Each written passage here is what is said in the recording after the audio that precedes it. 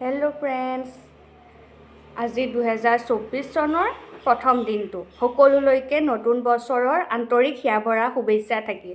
সকলোৰে আহিবলগীয়া দিনবোৰ যেন মধুময় হয়। তো ফ্ৰেণ্ডছ, আজি মই ব্লগ ভিডিঅ'টো নতুন বছৰৰ প্ৰথম ভিডিঅ'টো আগবঢ়াবলৈ আহিছোঁ।